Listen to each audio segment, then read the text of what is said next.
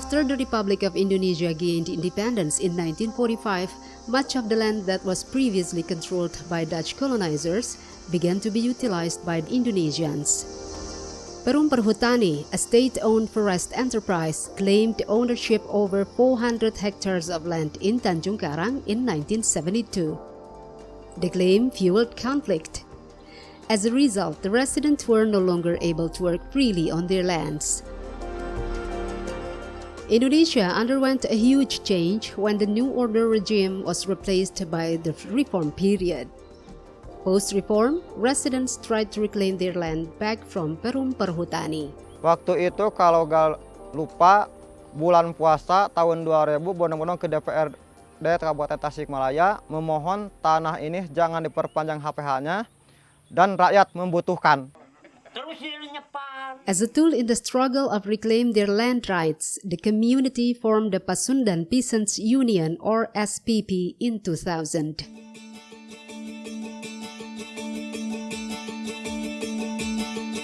In 2003, the people gained the right to work on their lands. Through SPP, the peasant divided the use of 400 hectares into 320 hectares for crops, 30 hectares for rice fields, 30 hectares as ecological spare land, and 20 hectares for housing. Independently, the community also built a vocational school focusing on agriculture. Jelas kita harus ada generasi penerus yang membangunkan kesadaran bahwa tanah yang hari ini kita ambil dari perhutani, jelas kalau itu tidak dibangun melalui pendidikan, tidak diarahkan, tidak ada pencerahan, mungkin oleh generasi kedua atau ketiga bisa saja lahan tersebut dijual. Dengan adanya sumber penghidupan mereka yang dulu pergi ke kota mencari jadi buruh bangunan gitu ya, buruh kasar di kota, karena ada garapan mereka balik.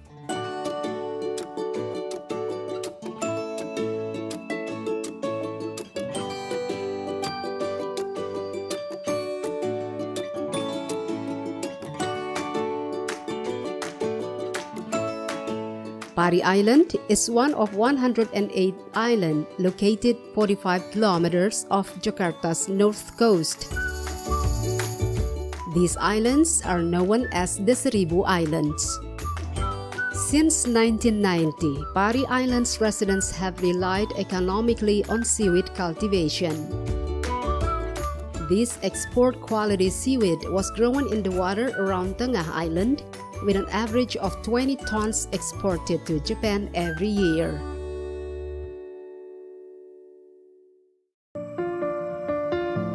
But since 2000, the cultivation area was destroyed due to ocean current changes, when Tengah Island was bought and developed by a private investor. Due to the collapse of the seaweed cultivation, in 2010, the residents launched Pari Island as a tourist site. Pari Island is now visited by 1,500 tourists every weekend.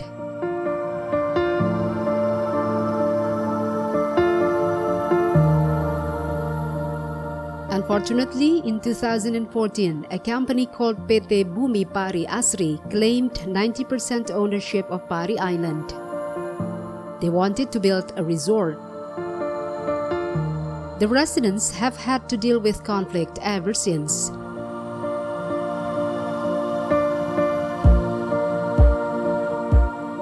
Warga tuh sudah mampu untuk mengelola hidupnya sendiri kan gitu. Kita nggak butuh investor atau pengembang dari luar. Karena dengan kayak gini kita udah maju. Warga Pulau Pari mah nggak menginginkan kemewahan kayak orang hidup di darat. Kasusnya sertifikat yang diterbitkan itu kan nggak ada mengatasnamakan penduduk Pulau Pari. Semuanya itu tinggalnya di luar Pulau Pari. Due to the conflict, 4 residents of Pari Island have been criminalized and caught by police. Dari tahun 2015, kami melakukan perlawanan secara lokal sampai kami menyambangi kantor staf presiden untuk menyampaikan permasalahan kami ke Kementerian Kelautan dan Perikanan, kita tahu bahwa Pulau Pari adalah pulau kecil yang di bawah naungannya ke KKP. Kita sambangi juga ATR.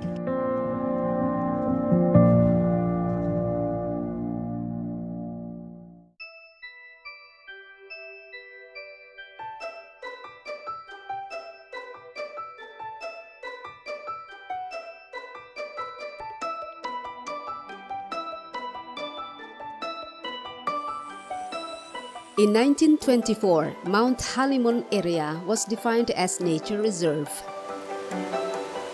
The locals had utilized the forest to meet their daily needs back then. In 1992, Mount Halimun Nature Reserve was established as Mount Halimun National Park, spreading 40,000 hectares. In 2003, it was expanded to 113,000 hectares. The complexity of land administration, management permits, and many claims on the land, causing uncertainty of land ownership and conflict potency.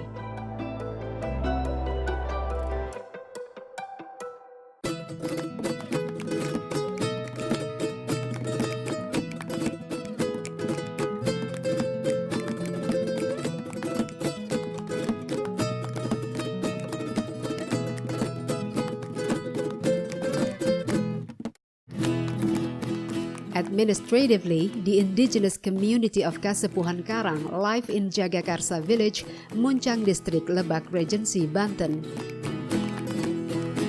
Since the 1920s, the community has had no access to their traditional forest. After Indonesia's independence, the management of forest came under state control. The hardest time for the community was when the area of Halimun Salak Mountain National Park was expanded in 2003.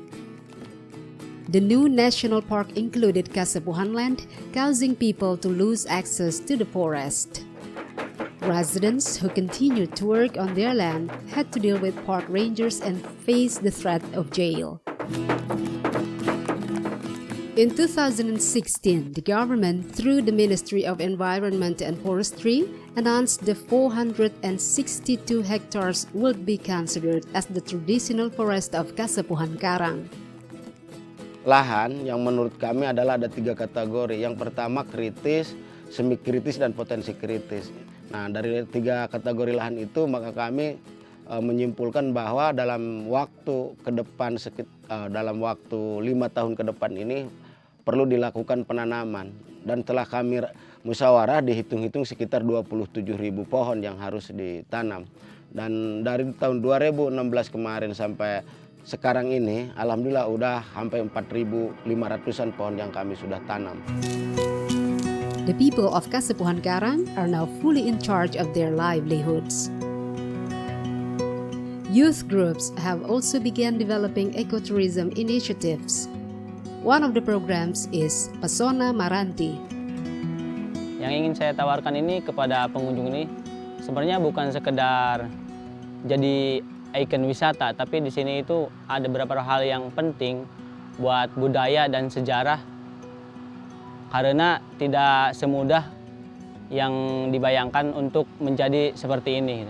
Sampai saat ini kan pemuda itu masih mengelola wisata yang sifatnya umum ya.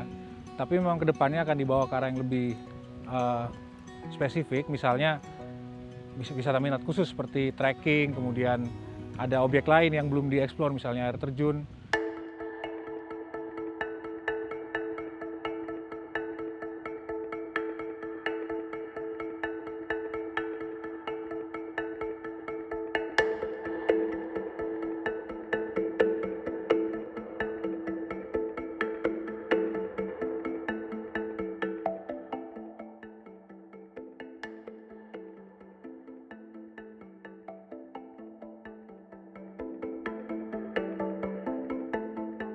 However, the area is rich with natural resources and is being threatened by mining. There are 16 mining companies holding permits to exploit cement and marble. Some of the residents protested the exploitation by mining companies. Conflict arose. Ada beberapa kasus sebenarnya di mana kecemburuan sosial antara orang yang bekerja di kegiatan pertambangan dengan masyarakat yang tidak bekerja di kegiatan pertambangan. Yang tidak bekerja kemudian merasa bahwa kami tidak mendapatkan atau mereka tidak mendapatkan apa-apa dari kegiatan eksploitasi yang dilakukan oleh orang. Kemudian orang-orang yang bekerja di dalam, terutama yang pribumi, itu malah tidak berada pada posisi yang cukup bagus. Residents and some CSOs strive to limit the exploitation of natural resources. Participative mapping became an alternative to facilitate the identification of village and karst area borders. The residents have also developed capacity building programs to improve their skills in advocacy and empowerment. Selama ini kami membentuk ibu-ibu bagaimana dia bisa melakukan kreativitas seperti kue-kue jajanan lokal dan pengolahan sampah, salah satunya EcoBreed, salah satunya mendampingi juga warung sampah yang bisa ditukar sampah menjadi barang-barang yang bisa juga kopi, gula, dan lain sebagainya.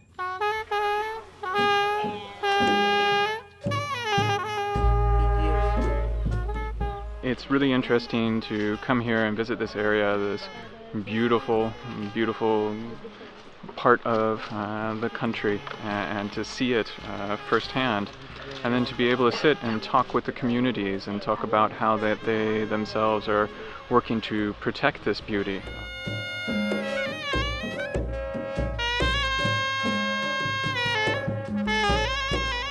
Sometimes you work a lot, you fight a lot for your rights, for your property rights, for everything. Sometimes it doesn't work, or you have not so much opportunities, but you don't need to give up. You should fight more, work more, smile more, and be happy and enjoy the moment.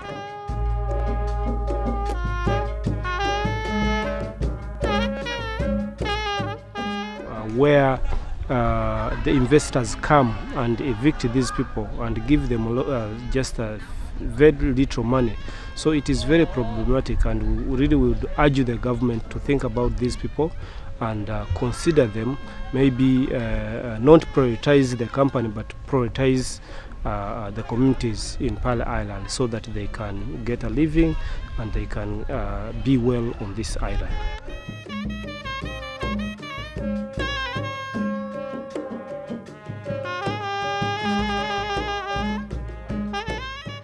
What I really enjoyed about this trip is that there was a lot of shared learning. So we had half the participants coming from abroad, international, and half the participants were local. So, and the facilitators really managed to create learning among us.